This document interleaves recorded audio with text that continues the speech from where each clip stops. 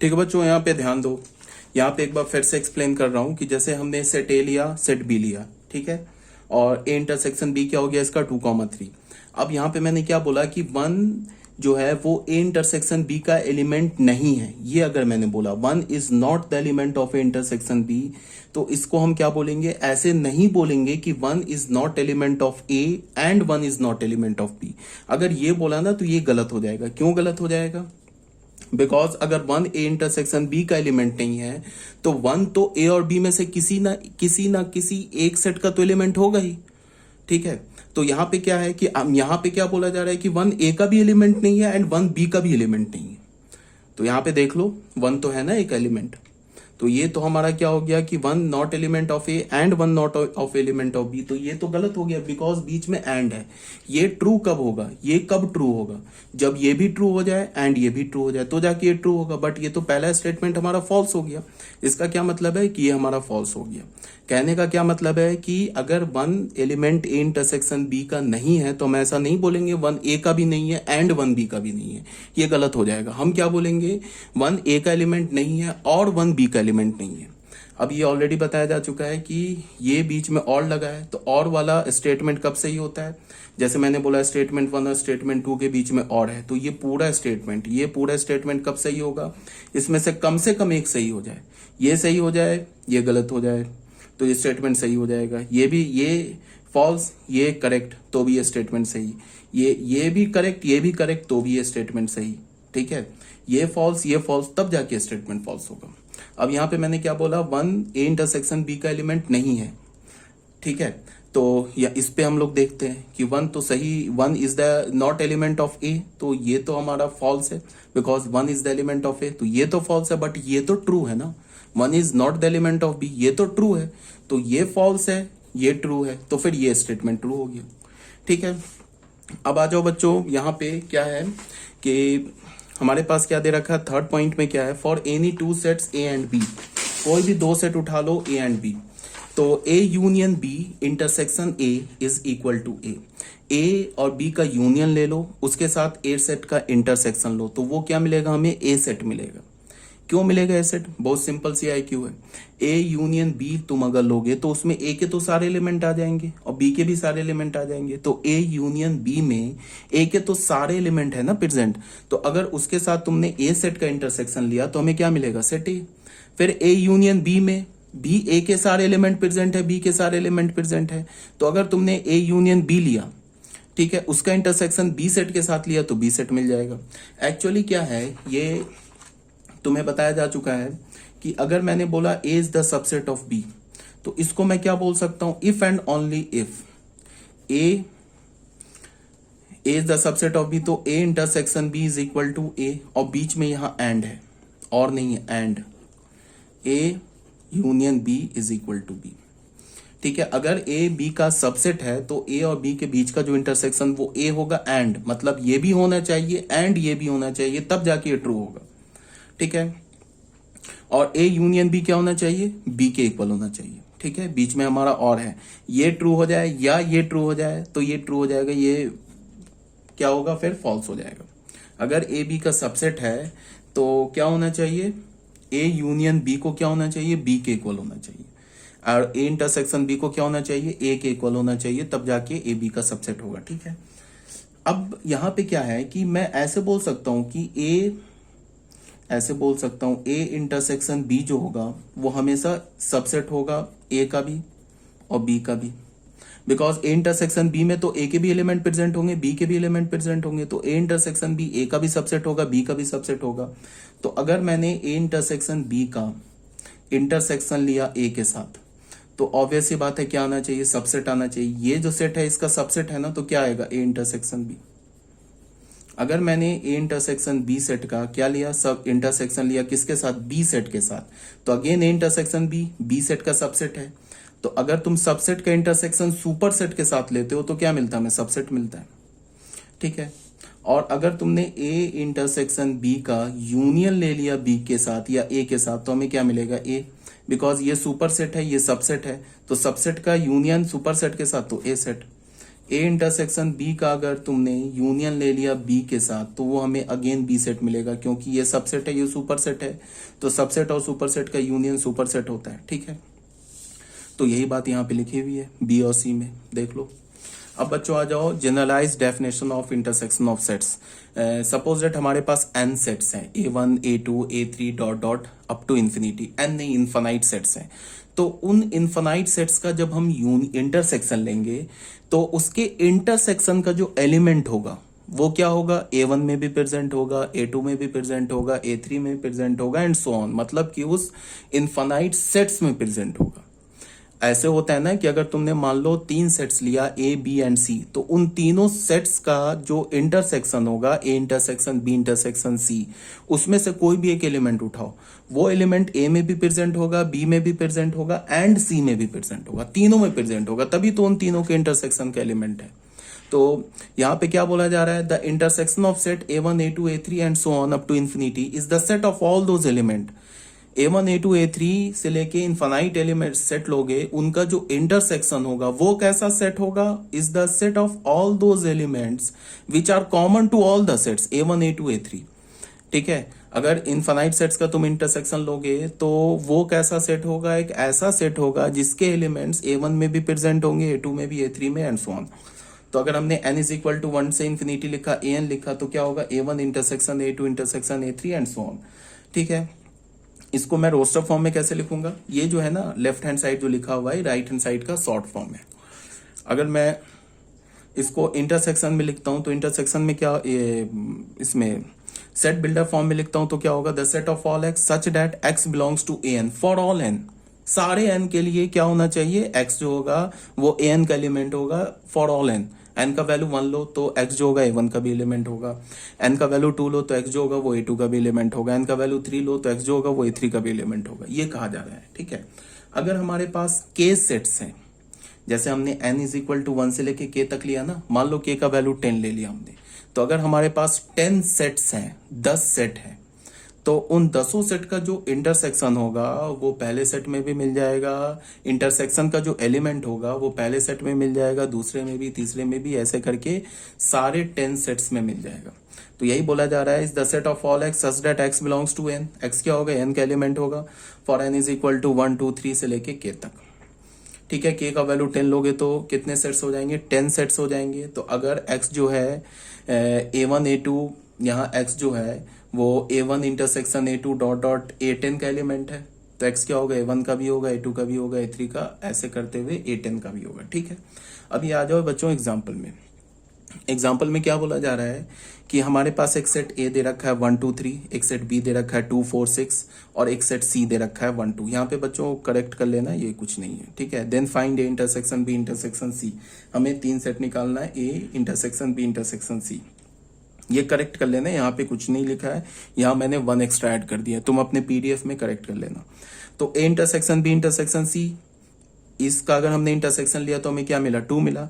तो ये जो 2 होगा ये A में भी प्रेजेंट होगा, B में भी प्रेजेंट होगा, C में भी प्रेजेंट होगा, तभी इंटरसेक्शन का एलिमेंट मिला। अब A इंटरसेक्शन B क्या होगा, 2। A और B के बीच में भी कौन सा कॉमन एलिमेंट है, सिर्फ 2 है, तो ये जो 2 होगा A में भी होगा, B में भी होगा। B इंटरसेक्शन C क्या मिला हमें, 2, तो ये जो 2 B और C दोनों में होगा। C इंटरसेक्शन क्या हुआ, 1 2, तो ये जो 1 और 2 होगा ये A C और A दोनों में होगा। ठीक है, A C इंटरसेक्शन A, हाँ ठीक है, ये 1 और 2 C और A दोनों में होगा। ठीक है, अब बच्चों आ जाओ डिसजॉइंट सेट्स में। डिसजॉइंट सेट किसे बोलते हैं, ऐसे सेट को हम, दो सेट को अगर हम डिसजॉइंट बोलते हैं, इसका क्या मतलब है कि दोनों सेट के बीच में कोई भी कॉमन एलिमेंट नहीं है। वेन डायग्राम में हम क्या करेंगे, उन दोनों सेट को सेपरेट ड्रॉ करेंगे। सेपरेट ड्रॉ करने का मतलब कि उन दोनों सेट के बीच में ओवरलैपिंग नहीं होगा, तभी जाके हम उन दोनों सेट्स को क्या बोलेंगे, डिसजॉइंट सेट। ठीक है, जैसे हमने एक सेट A लिया, एक सेट B लिया, A सेट और B सेट हमारा क्या है, डिसजॉइंट सेट है, तो A इंटरसेक्शन B क्या होगा, 5 होगा। ठीक है, जैसे एग्जांपल ले लिया, A हमने ले लिया 1 2 3, B क्या ले लिया हमने 5 8, इसके बीच में कोई कॉमन एलिमेंट नहीं है, तो A और B हमारा क्या डिसजॉइंट सेट है, तो A इंटरसेक्शन B क्या हो गया, 5। अब आ जाओ, हमने फिर एक सेट A लिया, एक सेट B लिया, ये दोनों सेट भी अलग अलग है, डिसजॉइंट सेट है, तो A सेट में कौन सा एलिमेंट है, 1 2 3, B सेट में कौन सा एलिमेंट है, 5 एंड 8, ये दोनों सेट क्या हमारा डिसजॉइंट अलग अलग लिखा है। तो अगर ए सेट की बात करूं तो 1 2 3, बी सेट की बात करूं तो 5 8, ए इंटरसेक्शन की बात करूं तो 5। अब यूनिवर्सल सेट में कौन कौन सा एलिमेंट होगा, 1 2 3 से लेके 12 तक। देख लो इस बॉक्स के अंदर, इस रेक्टेंगल के अंदर जितने भी एलिमेंट्स होंगे वो सारे एलिमेंट्स तो यूनिवर्सल सेट में होंगे। तो अगर यूनिवर्सल सेट की बात करूं तो उसमें 1 2 3 से लेके 1 2 3 5 8 9 10 11 एंड 12 ये सारे एलिमेंट्स होंगे। ठीक है, अब यहाँ पे एक और एग्जांपल लिया है, इसे तुम मान लो सेकंड एग्जांपल, इसे मान लो बच्चों थर्ड एग्जांपल। ठीक है, अगर एक सेट हमने लिया क्यू किसे रिप्रेजेंट करता है, set of all rational number. एक सेट लिया हमने बी किसे रिप्रेजेंट करता है, set of all irrational number. ठीक है, तो अगर ए इंटरसेक्शन बी लिया मीन्स क्या होगा, क्यू इंटरसेक्शन क्यू कंप्लीमेंट लिया तो वो 5 होगा। बिकॉज हमें पता है ना कि रैशनल और इरैशनल तो अलग होते हैं ना। कोई भी तुम रैशनल उठा लो वो रैशनल के इक्वल नहीं है, कोई भी रैशनल उठा लो वो रैशनल के इक्वल नहीं है, तो उसका क्या हो जाएगा 5। अब बच्चों आ जाओ pair wise disjoint set. Pair wise disjoint set को हम क्या बोलते हैं, कैसे बोलते हैं ये समझो। मान लो कि हमारे पास 10 सेट्स हैं, 10 सेट है, और मैं बोलूं कि ये जो 10 सेट है ये पेयर वाइज डिसजॉइंट है। तो पेयर वाइज डिसजॉइंट बोलने का मतलब क्या है कि उस 10 सेट में से कोई भी 2 सेट उठा लो, A1 A2 उठा लो, A2 A5 उठा लो, A9 A10 उठा लो, A6 A4 उठा लो, कोई भी 2 सेट उठा लो, उन दोनों सेट के बीच का इंटरसेक्शन नल सेट होगा। ठीक है, अब तुम इसको ऐसे समझो, अगर कोई भी 2 सेट, अगर मान लो कि कोई भी 10 सेट्स, मान लो कि मैंने 10 सेट ले लिया और 10 सेट को बोल दिया कि ये पेयर वाइज डिसजॉइंट है, ये 2-2 करके डिसजॉइंट है। तो अगर ये 2-2 करके डिसजॉइंट है, 2-2 करके मतलब कि कोई भी 2 सेट का इंटरसेक्शन 5 है, तो वो 3-3 करके भी डिसजॉइंट होगा। बिकॉज अगर किसी भी 2 सेट का इंटरसेक्शन 5 होगा तो 3 सेट का भी इंटरसेक्शन 5 होगा, 4 सेट का भी इंटरसेक्शन 5 होगा, फिर 5 सेट का भी इंटरसेक्शन 5 होगा, और 10 सेट का इकट्ठे इंटरसेक्शन लोगे तो वो भी 5 होगा। कैसे, अगर मान लो कि मैंने बोला कि हमारे पास 10 सेट्स हैं वो पेयर वाइज डिसजॉइंट है, ऐसे मैंने बोल के मैं चुप हो गया, और मैंने बोला कि अगर मैं कोई भी 2 सेट उठाऊं तो उसका इंटरसेक्शन क्या मिलेगा, तुम बोलोगे 5 मिलेगा। अब मैं अगर बोलूं कि मैं कोई भी 3 सेट उठाऊं उसका इंटरसेक्शन क्या मिलेगा, तुम बोलोगे 5 मिलेगा। अगर मैं बोलूं कि मैं कोई भी 4 सेट उठाऊं इसका इंटरसेक्शन क्या मिलेगा, तुम बोलोगे 5 मिलेगा। अगर मैंने बोला कि अगर मैं 10 सेट ले लूं, अब इन 10 सेट का इंटरसेक्शन लूं, अब क्या मिलेगा इंटरसेक्शन, तो तुम बोलोगे 5 मिलेगा। क्यों, तुम ऐसे देखो, अगर किसी भी 2 सेट का इंटरसेक्शन 5 है तो जब तुम 3 सेट लोगे ना, मान लो कि A1 A2 का इंटरसेक्शन 5 है, ठीक है, या फिर तुम ऐसे मान लो A4 A6 का इंटरसेक्शन 5 है। तो अगर A4 A6 का इंटरसेक्शन 5 है और अगर तुमने 3 सेट ले लिया, A4 A6 और A7 ले लिया, तो A4 A6 का इंटरसेक्शन 5 है, तो फिर क्या होगा, 5 इंटरसेक्शन 7 सेट। तो 5 का किसी सेट के साथ इंटरसेक्शन लोगे क्या मिलेगा, हमें 5 मिलेगा। तो किसी भी 3 सेट का इंटरसेक्शन क्या हो जाएगा, 5 हो जाएगा। इसी तरह से किसी भी 4 सेट का इंटरसेक्शन 5 हो जाएगा। जैसे समझ लो, नहीं अगर समझ में आ रहा है तो ऐसे समझ लो। मान लो हमारे पास एक सेट दे रखा है 1 2, एक सेट दे रखा है 5 6, एक सेट सी दे रखा है 7 8, एक सेट डी दे रखा है 9 10। अब बताओ इसमें से कोई भी 4 सेट है ना, कोई भी 2 सेट उठा लो, एनी 2 सेट, इंटरसेक्शन क्या होगा, 5 होगा। ठीक है, अब अगर किसी भी 2 सेट का इंटरसेक्शन 5 है तो किसी भी 3 को उठा लो, A intersection B intersection C. अब इसको देखने की जरूरत नहीं है, ये ए इंटरसेक्शन बी तो 5 होगा, मैंने बोला ना किसी भी 2 का इंटरसेक्शन 5 होगा, तो इसको हम क्या लिख सकते हैं, 5 इंटरसेक्शन सी, ये क्या हो जाएगा 5। अरे बात समझ में। तो अगर मैं बोलूं कि कोई intersection of any 2 sets is a null set, तो ये सफिशियंट है कि intersection of any 3 set is also null set, intersection of any 4 set is also null set, intersection of all the sets is also a null set. ठीक है, तो यहाँ पे क्या बोला जा रहा है, family of sets A1 A2 dot dot AN, हमारे पास n सेट्स हैं, is set to be pairwise disjoint if AI intersection AJ is equal to 5 for all I not equal to J।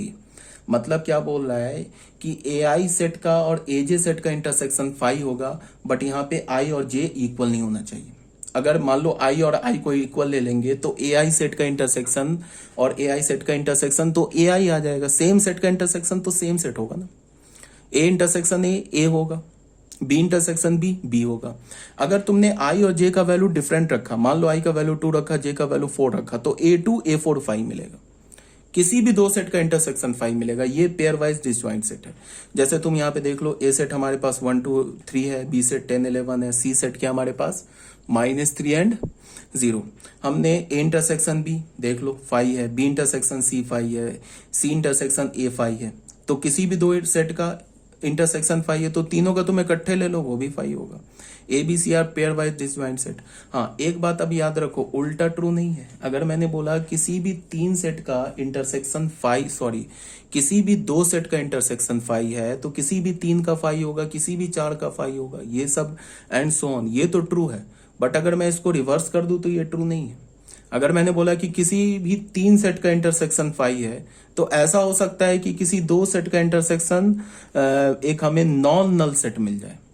ऐसा हो सकता है कि अगर मान लो कि 3 सेट का इंटरसेक्शन 5 है तो ऐसा हो सकता है कि दो सेट का इंटरसेक्शन क्या मिल जाए हमें, कोई एक नॉन नल सेट मिल जाए। मान लो 2 सेट का इंटरसेक्शन लिया, हमें सेट 2 मिल गया, ये पॉसिबल हो सकता है। बट अगर मैंने बोला कि किसी भी 2 सेट का इंटरसेक्शन 5 है तो कभी भी किसी भी 3 सेट का इंटरसेक्शन नॉन नल सेट नहीं होगा। हमेशा 3 का भी नल होगा, 4 का भी नल होगा, 5 का भी नल होगा। बट अगर मैंने बोला कि किसी भी 3 का नल है तो किसी भी 2 का नॉन नल हो सकता है। ये रिवर्स ट्रू नहीं है, ठीक है। एक बार आप करना क्या, एक दो सेट खुद से बना के ना एक बार क्रॉस चेक कर लेना, ये पॉसिबल है, ठीक है।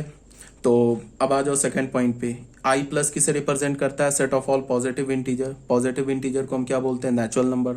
आई माइनस क्या है, set of all negative integer. Q C क्या है, इरेशनल नंबर। सी क्या हमारा, कॉम्प्लेक्स नंबर। तो बताओ, पॉजिटिव इंटीजर और ये 4 हमने सेट ले लिया, पॉजिटिव इंटीजर और निगेटिव इंटीजर के बीच में इसका क्या होगा, इंटरसेक्शन 5 होगा। पॉजिटिव इंटीजर और कॉम्प्लेक्स नंबर के बीच में integer, positive integer is a complex number. तो कॉम्प्लेक्स नंबर की जगह तुम करो क्या, पॉजिटिव इंटीजर तो कॉम्प्लेक्स नंबर होता है, ठीक है। पॉजिटिव इंटीजर कॉम्प्लेक्स नंबर का इंटीजर, तो एक काम करो तुम, इसको 3 ही सेट लो। यहाँ पता नहीं कैसे ये हो गया, इसको हटा दो, ये एंड सी को हटा दो। बच्चों करेक्ट कर लेना पीडीएफ में, ठीक है। ये वाले पोर्शन हटा दो, सी जहां दिख रहा है ना उसको हटा दो।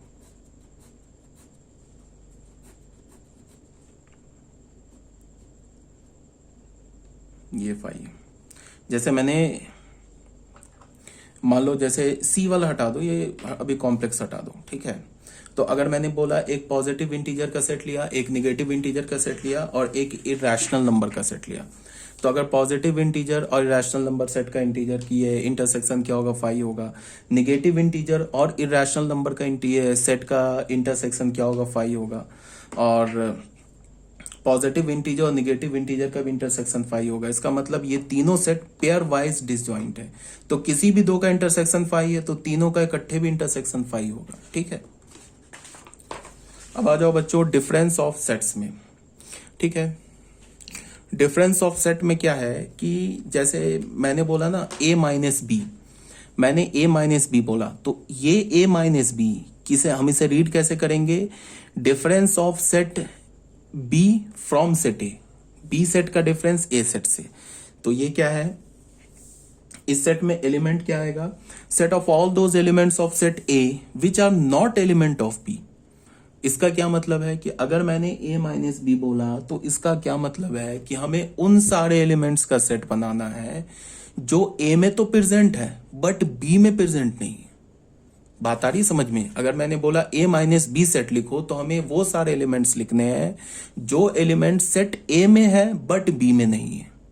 इसका क्या मतलब है कि a सेट में से b सेट का एलिमेंट हटा दो।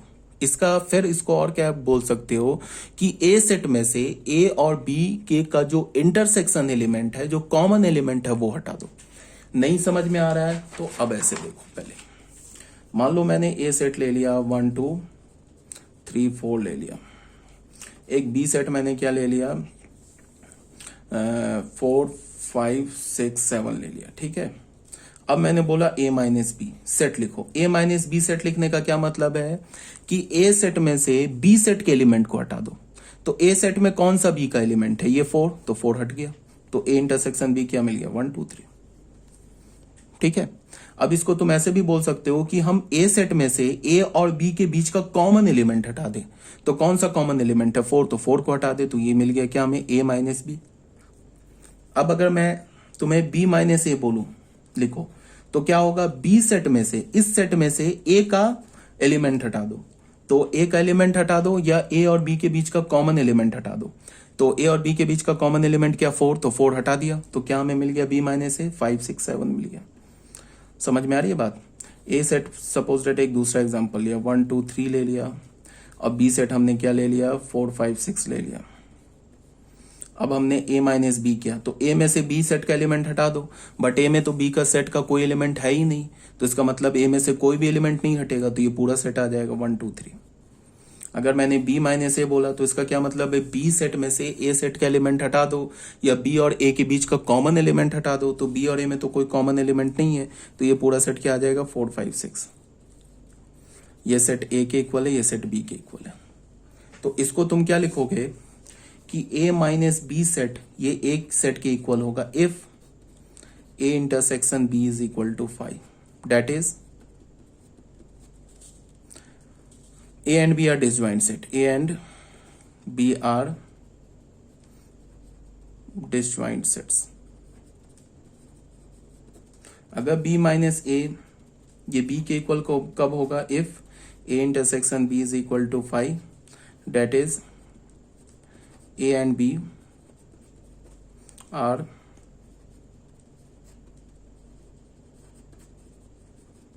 ठीक है बच्चों, यहां तक कोई डाउट नहीं होनी चाहिए। तो यही बोला जा रहा है, set of all those elements of A which are not element of B. उन सारे सेट का एक सेट का एलिमेंट निकालो, ये ए सेट के एलिमेंट को लिखो जो बी सेट का एलिमेंट नहीं है। तो इसको हम रोस्टर फॉर्म, ये सेट बिल्डर फॉर्म में कैसे लिखेंगे, the set of all x such that x A का तो एलिमेंट है एंड एक्स बी का एलिमेंट नहीं है। अगर मैंने एक्स बोल दिया कि a माइनस बी का एलिमेंट है, अगर मैंने बोल दिया कि जो एक्स है ना एलिमेंट वो a माइनस बी का एलिमेंट है, तो तुम क्या बोलोगे कि एक्स a का तो एलिमेंट होगा बट b का एलिमेंट नहीं होगा। Because a minus B set हमने कैसे लिखा है, a सेट में से b सेट के एलिमेंट को हटा दिया है।